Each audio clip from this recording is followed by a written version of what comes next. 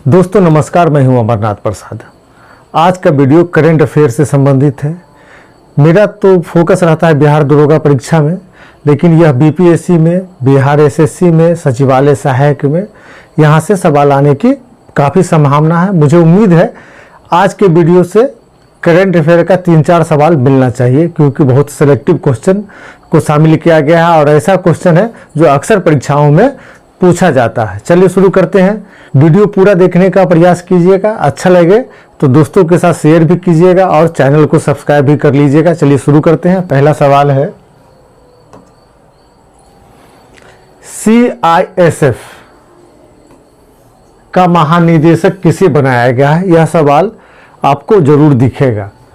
राजविंदर सिंह भट्टी को बनाया गया। याद रखिएगा, CISF का महानिदेशक किसे बनाया गया है? तो राजविंदर सिंह भट्टी। वही भट्टी है जो बिहार के डीजीपी हैं। इनको CISF का हेड नियुक्त किया गया है। नेक्स्ट, BSF का महानिदेशक किसे बनाया गया है? उत्तर हो जाएगा दिलीप सिंह चौधरी को। किसको? दिलीप सिंह चौधरी को। काफी महत्वपूर्ण सवाल है। चलिए आगे बढ़ते हैं। रेलवे बोर्ड का नया अध्यक्ष और मुख्य कार्यकारी अधिकारी किसे नियुक्त किया गया है? सवाल एक बार फिर सुन लीजिए। रेलवे बोर्ड का नया अध्यक्ष और मुख्य कार्यकारी अधिकारी किसे नियुक्त किया गया है? उत्तर हो जाएगा सतीश कुमार को। याद रखिएगा, सतीश कुमार को बनाया गया है। काफी महत्वपूर्ण सवाल है, यहां से सवाल आने की संभावना है। नेक्स्ट, SBI के नए चेयरमैन किसे बनाया गया है? उत्तर हो जाएगा श्रीनिवासुलु शेट्टी को। श्रीनिवासुलु शेट्टी को SBI का नया चेयरमैन बनाया गया। अगला सवाल काफी महत्वपूर्ण है, परीक्षा में आपको दिखेगा। तूफान टाइफून आया था, तूफान टाइफून सानशान से किस देश में काफी नुकसान हुआ है? एक टाइफून आया था जिसका नाम था सानशान, उससे जापान को काफी नुकसान हुआ है। किसको हुआ? जापान को। यह सवाल आपको परीक्षा में दिखना चाहिए। नेक्स्ट, रॉ का प्रमुख कौन है? उत्तर हो जाएगा रवि सिन्हा। रॉ का प्रमुख कौन है? रवि सिन्हा। ये सब ऐसा क्वेश्चन है कि हमेशा जानना चाहिए, हमेशा पूछा जाता है। इंटेलिजेंस ब्यूरो IB के नए प्रमुख कौन है? उत्तर हो जाएगा तपन डेका। देखिए, रॉ और IB दोनों खुफिया एजेंसी है। IB इंटरनल काम करती है, मतलब देश के अंदर जो कोई गतिविधियां हैं उस पर नजर रखती है। रॉ बाहर काम करती है, दूसरे देशों में जो भारत से संबंधित जो नीति है उससे के संबंधित खुफिया जानकारी जुटाती है, जो दुश्मन है उसका पता रखती है। तो रॉ के हेड है रवि सिन्हा और IB के हेड है तपन डेका। नेक्स्ट, दोस्तों एक बात बताते, करंट अफेयर का जो सवाल होता है हमेशा बदलता रहता है। मान लीजिए आज जो कोई चेयरमैन है कल दूसरा हो जाएगा, तो इस पे अपडेट रखना अपने आप को बहुत ज़रूरी है। अगर आप अपडेट नहीं रखते हैं तो काफ़ी नुकसान हो जाएगा। तो चलिए इस पर आगे बढ़ते हैं। भारतीय प्रतिभूति और विनिमय बोर्ड, भारतीय प्रतिभूति और विनिमय बोर्ड जिसको हम लोग शॉर्ट फॉर्म में सेबी के नाम से जानते हैं, उसके अध्यक्ष कौन है? उत्तर हो जाएगा माधवी पुरी बुच। माधवी पुरी बुच अभी बहुत चर्चा में चल रही है, तो इनका जानना जरूरी है क्योंकि यहाँ से सवाल पूछा जा सकता है। अगला सवाल आपको परीक्षा में जरूर दिखेगा। भारत का दूसरा स्वदेशी परमाणु पनडुब्बी कौन है? स्वदेशी परमाणु पनडुब्बी कौन है? उत्तर हो जाएगा INS अरिघात। INS अरिघात परमाणु पनडुब्बी है, और पहला परमाणु पनडुब्बी जो था वो अरिहंत था। अरिहंत पहला परमाणु पनडुब्बी भारत का स्वदेशी जो था अरिहंत था, दूसरा है अरिघात। यहाँ से सवाल आपको दिखेगा ही। देखिए, पनडुब्बी एक होता है जो डीजल पे चलता है, दूसरा होता है जो जिसमें परमाणु रिएक्टर लगा रहता है, परमाणु रिएक्टर से उसको ऊर्जा मिलती है, वो चलता है। दोनों में अंतर क्या है? जो डीजल से पनडुब्बी चलता है उसमें डीजल लेने के लिए बार बार बाहर आना पड़ता है, लेकिन जो परमाणु पनडुब्बी होता है रिएक्टर से संचालित होता है, जिसमें रिएक्टर से ऊर्जा मिलती है, वो एक बार अगर गया तो लंबे समय तक अंदर रह सकता है। तो परमाणु पनडुब्बी सामरिक दृष्टिकोण से बहुत ही लाभदायक है और देश के सुरक्षा के लिए जरूरी है। आप जानते हैं कि हम लोगों के लिए चीन एक बहुत बड़ा चैलेंज है, उसको रोकने के लिए हम लोग अपनी जो सामरिक शक्ति है उसको मजबूत करते आ रहे हैं। आगे बढ़ते हैं। यह सवाल 9 नंबर का सवाल आपको दिखेगा परीक्षा में। नेक्स्ट, राष्ट्रीय सुरक्षा गार्ड NSG के नए महानिदेशक रूप में किसे नियुक्त किया गया है? राष्ट्रीय सुरक्षा गार्ड NSG के नए महानिदेशक के रूप में किसे नियुक्त किया गया? उत्तर हो जाएगा B श्रीनिवासन को। किसके? B श्रीनिवासन को नियुक्त किया गया है। नेक्स्ट, अंतर्राष्ट्रीय क्रिकेट परिषद ICC के नए चेयरमैन कौन बने हैं? ICC के नए चेयरमैन जय साय बने हैं। जय साय BCCI के चेयरमैन थे, तो ICC के चेयरमैन बने हैं। अंतर्राष्ट्रीय क्रिकेट परिषद जो दुनिया में क्रिकेट का नियम आदि का देखभाल करता है, अंतर्राष्ट्रीय प्रतियोगिता का आयोजन करता है, उसके चेयरमैन जय साय बने हैं। नेक्स्ट, केंद्रीय मंत्रिमंडल में कितने नए green field industrial smart cities को मंजूरी दी है? फिर एक बार सुन लीजिए, केंद्रीय मंत्रिमंडल ने कितने नए green field industrial smart cities को मंजूरी दी है? उत्तर हो जाएगा 12। यह भी सवाल आपको पूछा जा सकता है। उत्तर कितना है? 12। नेक्स्ट, किस बैंक ने महिलाओं के लिए अवनी नाम से एक नई बचत बैंक अकाउंट स्कीम शुरू की है? सवाल एक बार सुन लीजिए, किस बैंक ने महिलाओं के लिए अवनी नाम से एक नई बचत बैंक अकाउंट स्कीम शुरू की है? वो उत्तर हो जाएगा बंधन बैंक।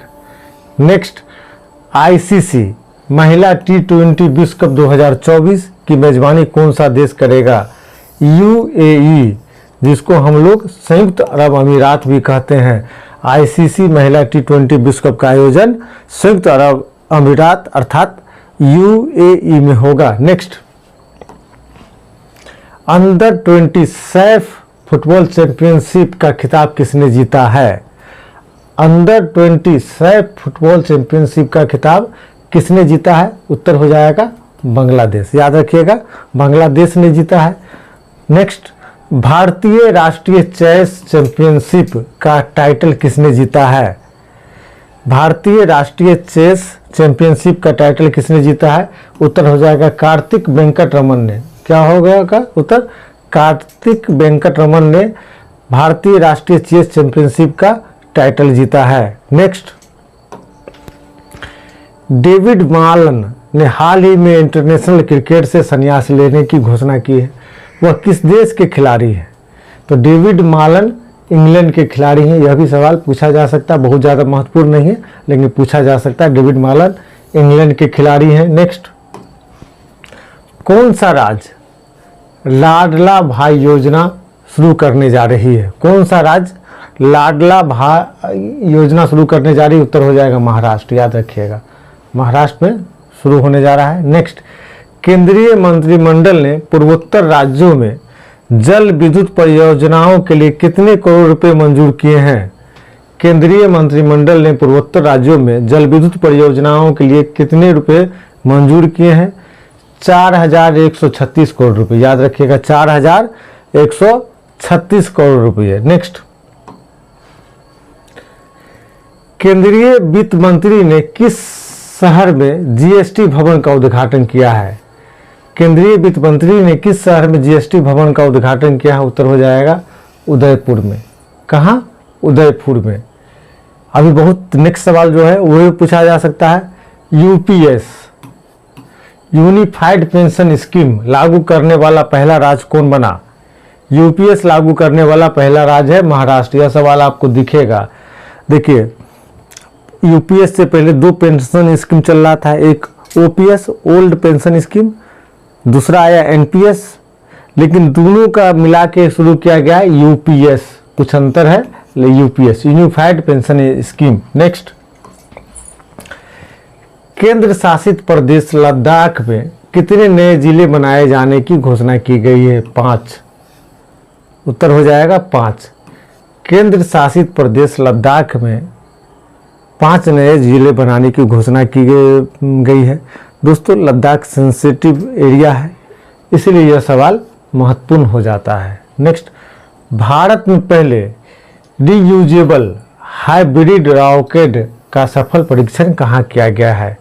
भारत के पहले रीयूजेबल हाइब्रिड रॉकेट का सफल परीक्षण कहाँ किया गया? चेन्नई में। यह सवाल काफ़ी महत्वपूर्ण है। जब हम सेटेलाइट भेजते हैं तो सेटेलाइट हम रॉकेट के माध्यम से भेजते हैं।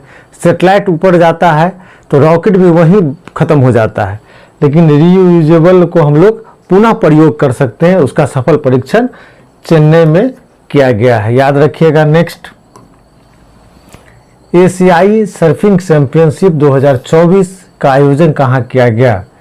एशियाई सर्फिंग चैंपियनशिप 2024 का आयोजन कहाँ किया गया? उत्तर हो जाएगा मालदीव में। कहाँ किया गया है?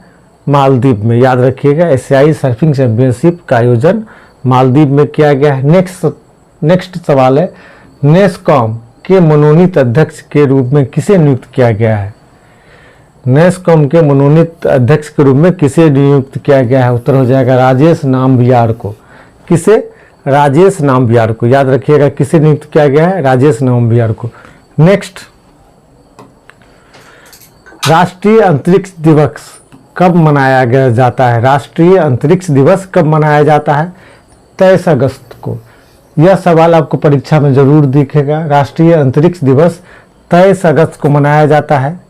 राष्ट्रीय अंतरिक्ष दिवस 2024 का थीम है चंद्रमा को छूते हुए जीवन को छूना। चंद्रमा को छूते हुए जीवन को छूना, भारत की अंतरिक्ष गाथा।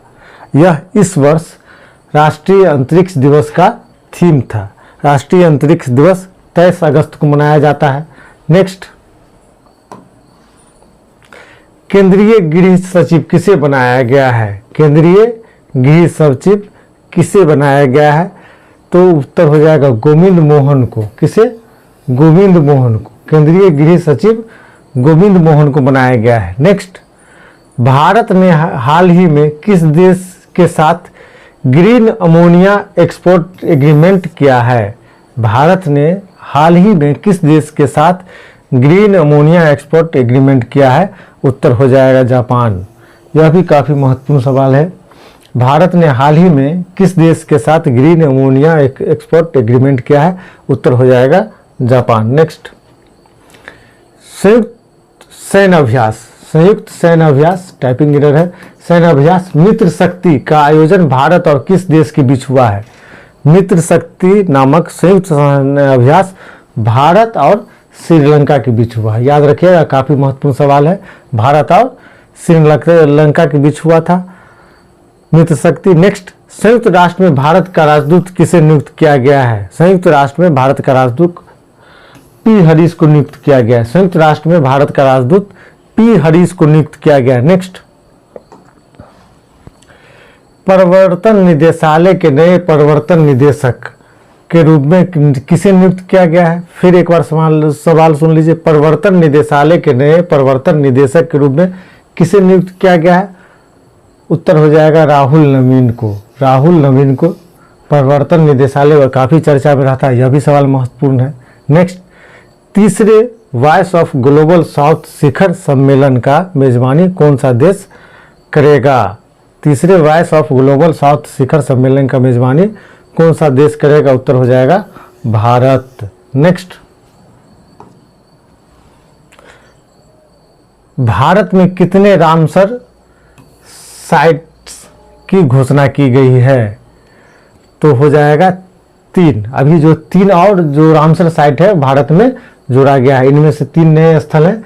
तमिलनाडु का नंजरायन पक्षी अभयारण्य, तमिलनाडु का ही काजुवेली पक्षी अभयारण्य और मध्य प्रदेश का तवा जलाशय, इसको रामसर